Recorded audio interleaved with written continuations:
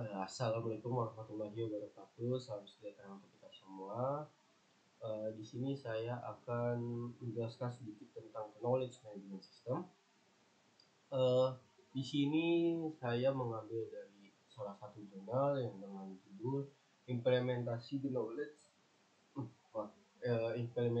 knowledge management system berbasis website dengan model spiral di PT Trans Retail Indonesia. Nah, sebelumnya perkenalkan, nama saya di sini Rifki Jualansyah, bisa memanggil saya Eki. Nah, dengan NPM 0211201130, program studi manajemen Fakultas Ekonomi di Universitas Pakuan. Nah, di sini saya akan menjelaskan 4 hal. Yang pertama itu ada profil perusahaan PT Trans Retail Indonesia. Yang kedua itu menjelaskan sedikit apa itu knowledge management system. Dan yang ketiga ini saya akan membahas tentang penerapan di PT Trans Retail Indonesia tentang knowledge management system. Dan terakhir adalah kesimpulan atau hasil dari jurnal yang telah saya rangkum di PowerPoint ini. Yang pertama tadi ada profil perusahaan Trans Retail Indonesia.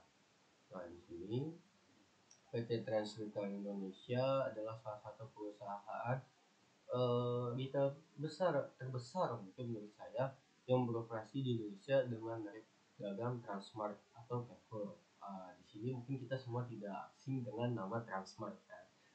Di sini mereka itu memiliki banyak gerai yang tersebar di 28 kota lebih di seluruh Indonesia.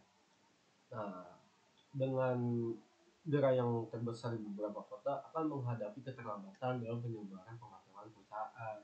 Nah, perusahaan berskala besar maupun kecil mempunyai standar operasional prosedur dong. Nah, dalam menjelaskan kegiatannya, dokumen SOP bagi perusahaan bersifat sangat rahasia. Oleh karena itu, tidak semua karyawan bisa mendapatkan informasi tersebut secara bebas. Nah, di sini saya akan menjelaskan sedikit tentang knowledge management system. Nah, knowledge management system ini mempunyai 3 faktor utama, yaitu yang pertama itu ada people, yang kedua itu ada proses, yang ketiga itu ada teknologi. Nah, untuk people ini itu adalah orang-orang yang mempunyai pengetahuan mengenai sistem tersebut serta berkomitmen pada proses yang melibatkan pengetahuan untuk organisasi atau aktivitas berbagi yang membuat penyebaran pengetahuan bisa dibangun. Yang kedua itu ada proses. Nah, proses ini memastikan implementasi dari knowledge management berjalan dengan semestinya dengan cara menyelaraskan prinsip, strategi, dan praktik. Dan yang terakhir tadi ada teknologi. Nah, teknologi ini adalah media knowledge management system yang memerlukan orang berkompeten untuk mengurusnya. Nah, dalam proses implementasi diperlukan beragam alat untuk memfasilitasi komunikasi, content management, serta kolaborasi. Nah, di sini itu ada knowledge management system itu adalah gabungan atau integrasi pengalaman, nilai informasi, nilai dan pendapat para pakar. Nah, komponen yang mendukung ini knowledge management adalah kebutuhan praktis, kecepatan, kompleksitas, evolusi, dan mengetahui apa yang belum ke knowledge management bisa diharapkan mampu mempercepat sharing knowledge, berbagi pengetahuan dengan orang lain dengan cara mengubah tacit knowledge menjadi explicit knowledge. Nanti akan saya jelaskan tentang tacit knowledge dan explicit knowledge. Nah, sebelumnya di sini knowledge management system itu mempunyai beberapa manfaat. Di antaranya itu yang pertama menghemat biaya dan waktu. Yang kedua itu ada menambah aset pengetahuan. Yang ketiga itu perusahaan lebih mudah beradaptasi. Dan yang keempat itu meningkatkan produktivitas. Nah, yang dimaksud dengan menghemat biaya dan waktu ini adalah perusahaan itu bisa dengan mudah menggunakannya untuk konteks lain. Nah, dengan begitu biaya dan waktu ini tidak akan keluar banyak. Nah, yang kedua itu ada aset pengetahuan. Nah, di sini itu karyawan bisa memanfaatkan sumber pengetahuan dengan mudah. Dampaknya yaitu pemanfaatan pengetahuan meningkat, kemudian organisasi akan berkembang. Dan Dan yang ketiga itu tadi perusahaan lebih mudah beradaptasi. Nah, jika lingkungan bisnis mengalami perubahan, maka perusahaan akan lebih siap menghadapinya dengan cara beradaptasi dengan baik. Hal tersebut karena perusahaan sudah memiliki ilmunya. Dan terakhir tadi, meningkatkan produktivitas.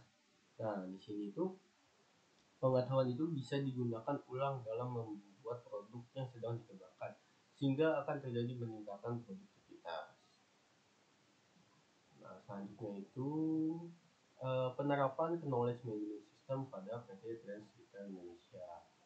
Nah, di sini kan tingginya angka tingkat pergantian karyawan pada posisi tertentu bisa mempengaruhi kinerja perusahaan, apalagi pada bagian operasional.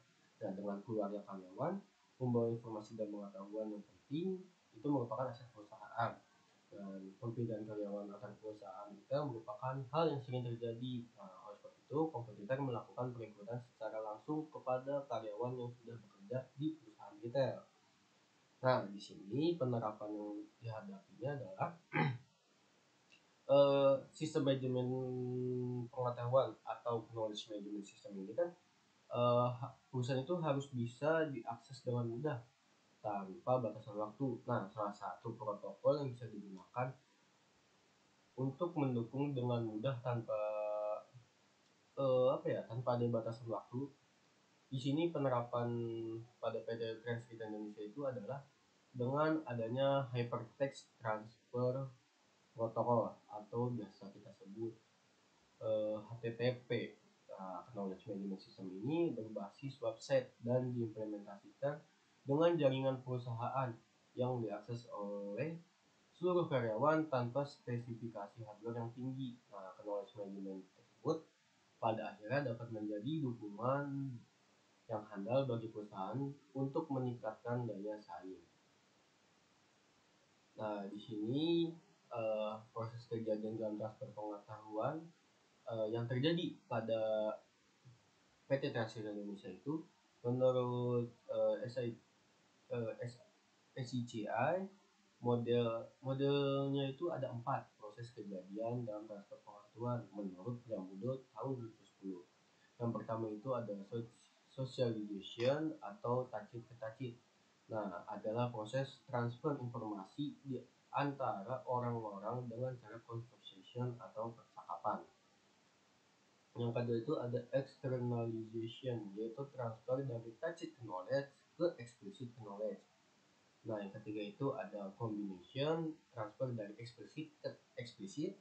Nah, yang keempat itu ada internalization, transfer dari eksplisit ke tacit. Nah, di sini itu tacit knowledge yang dimaksud adalah tacit itu pendapat para pakar baik individu maupun seseorang yang berbentuk pengalaman, skill, terus maupun apa yang mereka ketahui itu mereka sharing, mereka membagi ilmunya. Nah, yang selanjutnya itu kan eksplisit. Nah, eksplisit ini tuh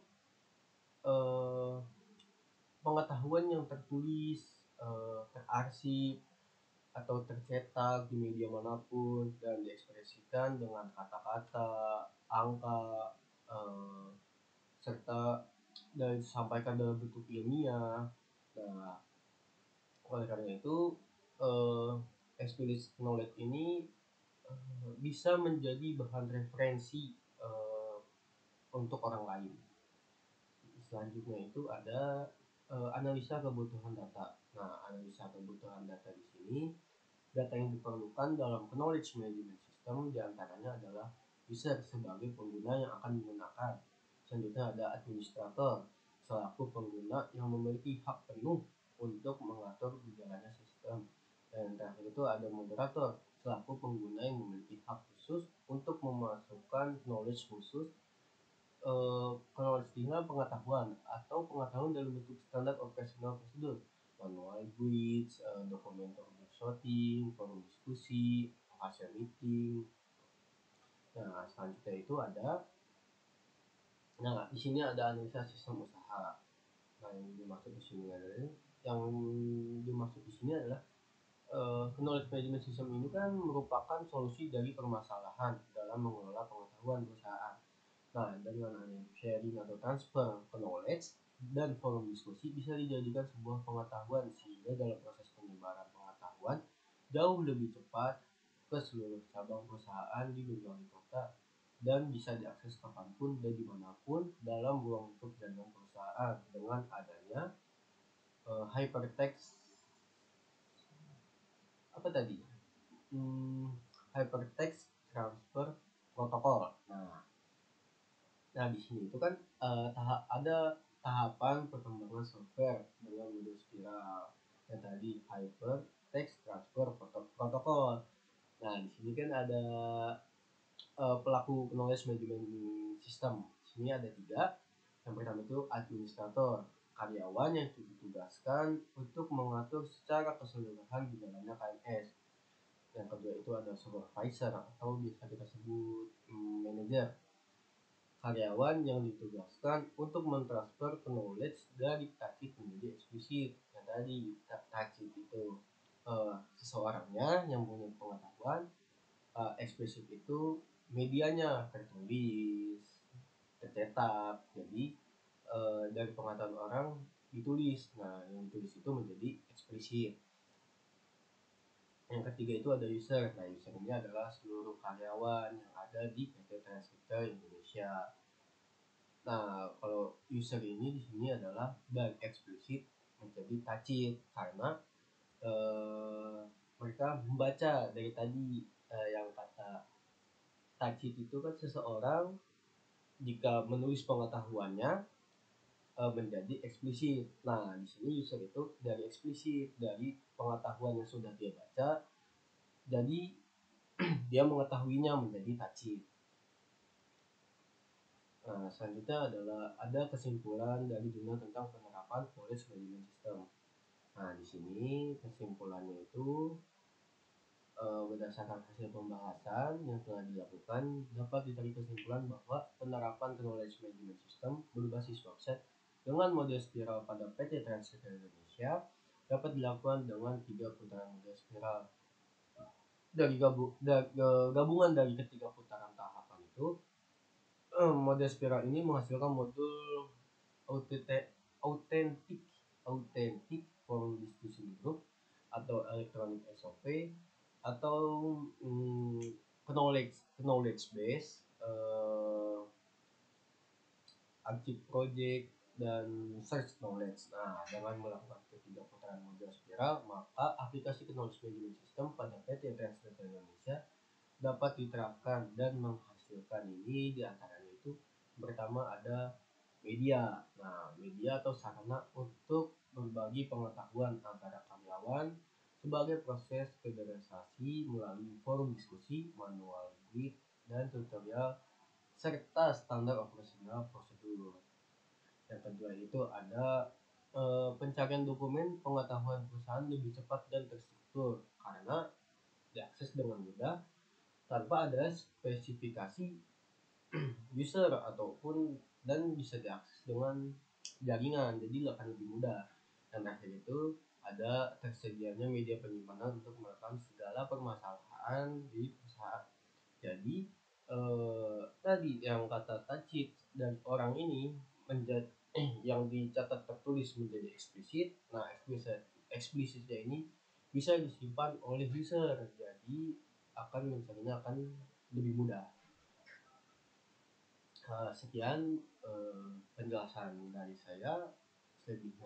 Kurang lebihnya mohon maaf. Assalamualaikum warahmatullahi wabarakatuh.